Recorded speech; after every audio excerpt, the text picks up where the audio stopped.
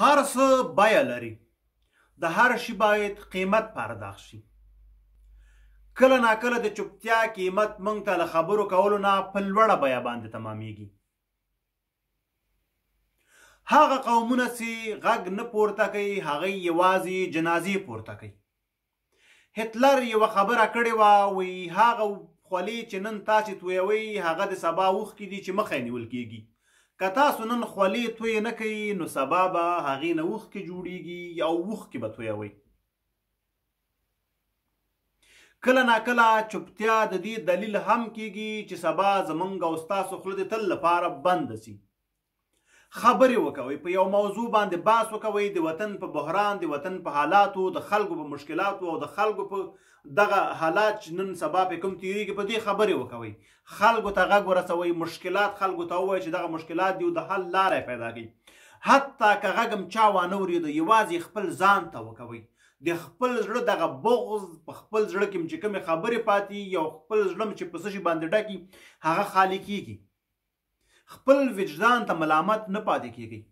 خپل وجدان د خپل ځان قاضي کوي. که چیرته خپل وجدان ته تاسو ملامت یاست یا ملامت پاتې شئ نو تاسو ټولې نړۍ ته ملامت یاست.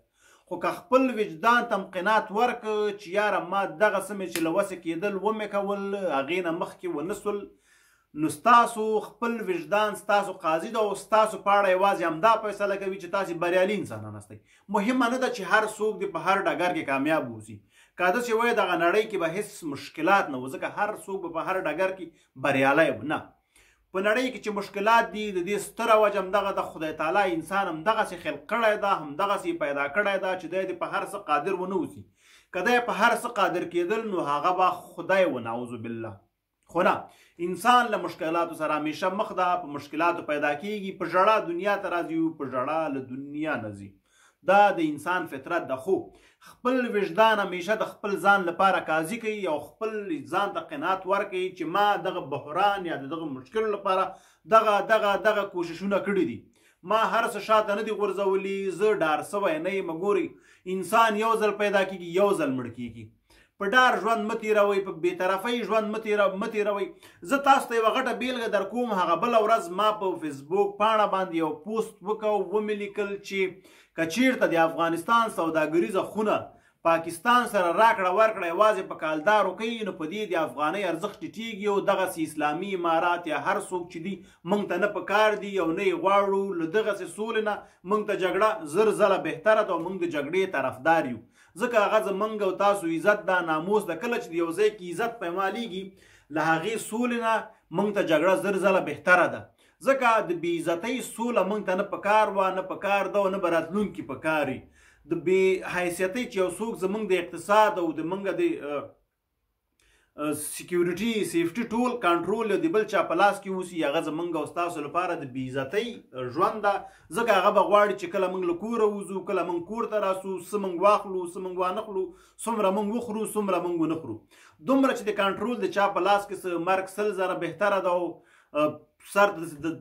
سر دار ته په جیګ غاړه باندې ورجیګ کوي او پکې مړه سي. خو کیسې ته راځم چې کیسه رانه ګډه وډه نه سي. یو کس ما ته میسج وکړ، راته ویلې کړل وایي د نر بچی چې دا خبره دې کړې ده. بیا یې راته وویلې چې د پوښتنه یې کړې وه چې زمونږ دغه اقتصاد به څنګه کېږي. نو خدای ستا زه د دغه په دا خبره باندې ولاکه خوشحاله شوم چې ده ما ته شخصي میسج کړی. زه پرې ډېر خفه شولم. ما ورته ولیکل، ما ویل تم د نر بچی سه همدغه زما که پوست خپله نشي کولی په خبره نه پوهېږي، زما همدغه پوست کافي که خپله فیسبوک پاڼه کې د پوست که او ووایه چې دغه خلاف یو موږ او دغه پوښتنه چې د ما نه دلته کړې ده نو دا همغلته ما ته کمنټ کې ولیکه، زه به تا ته هلته ځواب درکړم. ته مولي هغه انسانان نه یې چې هلته ځان هغوی ته للی للی کوي چې ولا زه ستاسو طرفدار یم او زه ستاسو ټکی خلاف نه یم. دلته راځي ما ته میسج کوي چې ته د نر بچی. ګورئ، د نر بچی یو څوک په ملا ډبول او خپله یو بغل ته کېناستل دا تر ټولو غټ رذالت ده. دا پیغمبر علیه السلام ویل چې د آخر زمانې هغه مسلمانان به وي چې بیادبي دې معاف وي، وران کارونه به کوي. زه به تاسو ته یو کیسه وکړم. یو اصحابي پیغمبر علیه السلام ته راغی، یا پیغمبر د خدای یا رسوله ما خوب لیدلی ده چې یو ښکلی مرغه ده پاس په ونه کې ناست وي، هغه ونه کې ثنا وي، د خدای پاک صفت وي او د خدای پاک کتاب لولي، تلاوت کوي، بیا بیرته لاندې راښکته سي، په مرداري کې ټونګي وهي بیرته پاس ونې ته وخیږي، بیا هلته دغه کار ثنا او صفت هر څه وي، آیاتونه وي، سورت وي، قرآن شریف وي، ذکر کوي، بیا له هغې راښکته سي. دغه مې 3-4 ځله چې مسلسل دا خوب کې ولیده، نو زه حیران سولم چې دا به څه. نو پیغمبر د خدای ورته ویلي چې هغه د آخر زمانې مسلمانان دي چې یوه ته وایي زه تا سره یم او بل ته بیا په ملا ډب ورکوي چې د نر بچی. نو دا له هغو رذیلانو نه ما له خپل فیسبوک نه هم پاک او ډیلایټ مې کړ، دا میسج مې هم پاک ما ول رنګ دې ورک کړه. دغسې رذالت زموږ په کار نه ده. که کوئ د یو هیواد لپاره یې کوئ، د خلکو لپاره یې کوئ، د هر چا لپاره یې کوئ، غږ پورته کوئ. په ډار باندې نه کیږي، نه ژوند په ډار کیږي. که حکومت بد کړي موږ غږ پورته کړی، که طالب غږ کړي موږ غږ پورته کړی، که لنډغر بد کړي موږ غږ پورته کړی ده. موږ د ټولو په خلاف باندې غږ پورته کوو او غږ هم پورته کړی. په خپل زړه کې دا بغض هم نه ده پریښی، په خپل زړه کې هم دا خبرې نه دي پریښي، خپل وجدان ته هم ځان نه ده ملامت کړی. ځکه که چیرته موږ خپل وجدان ته ملامت وو، هغې نه انسان عذاب وجدان کیږي. عذاب وجدان هغه څه ده چې ته په رواني مرض باندې اخته کیږي، وایي چې یاره دغه کار خو ما کولی سو، ولې مې ونه کو.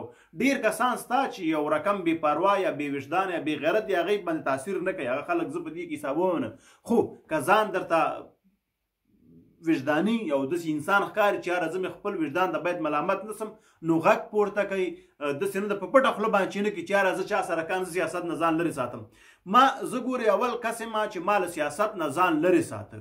زه ګورې اول کس یم چې ما له مذهب نه ځان لرې ساته. په دې ټیک ټاک کې تاسو ټولو ته معلومه وه زما ټولې ویډیوګانې یوازې په معلوماتي نړۍ باندې بخښنه غواړم په معلوماتي نړۍ پورې تړلې وي او ما نه غوښته چې په سیاست یا په مذهب کې خبرې وکړم یا په هغې کې لاس وهم. خو کله چې د هیواد حالات، د هیوادوالو حالات دومره ترینګلي سل، دومره خراب سل او دومره بیړني سل، نو زه مجبور سوم چې د هیوادوالو لپاره، د هیواد لپاره هغه خبرې وکړم کوم چې زموږ او ستاسو د هیواد په خیر وي، د هیوادوالو په خیر وي.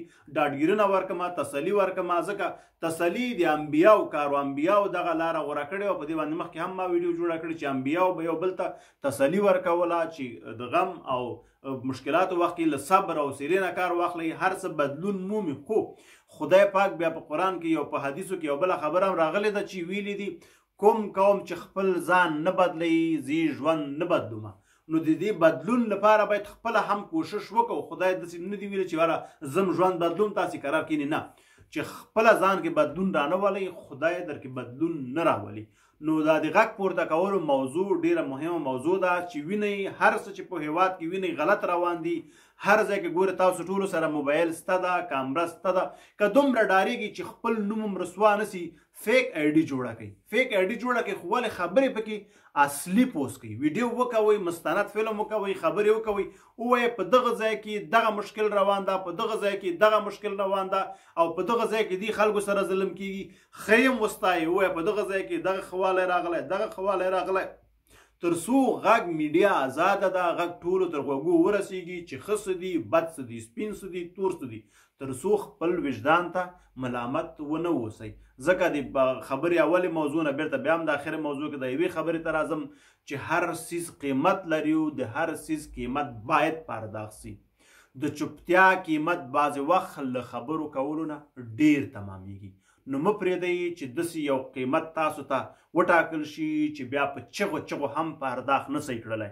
مه پرېږدئ داسې یو قیمت درته وټاکل سي چې سبا مو د خور، مور، لور، وریندار، د هر څوک چې فامیل، میرمن یا ورونو یا هر څوک چې لرئ، د هغوی بېعزتي وسي، د هغوی په ناموس لاس پورته سي، په هغوی باندې لاس جګ سي، یا څوک ووهي، یا د بل هیواد ملیشا یا پوځ دلته راغلی وسي او هغه هره نخره وکئ او موږ او تاسو بیا غږ پورته نسو کړلی. بیا دا پرداخت، د دې قیمت پرداخت کول بیا ډېر لوړ دي او دغه بیه هغه ځای ته مه پرېږدئ چې ورسیږي. دا اوس غږ پورته کوئ، که مشکلات هم لیدل. په یو لایک او کمنټ له موږ ملاتړ وکوئ. مننه، قربانم له مینې. لاره ویل ځان سره سبسکرایب کړئ، ملګرو دوستانو سره هم شریک کړئ. ژوندی دې وي افغانستان، تل دې وي افغانستان او تل دې راپاند وي زموږ او ستاسو دغه شین سور او تور بیرغ. ژوندی دې وي دغه ستره او پاکه کلمه چې پکې لیکل سوې لا اله الا الله محمد رسول الله. ډېره زیاته مننه.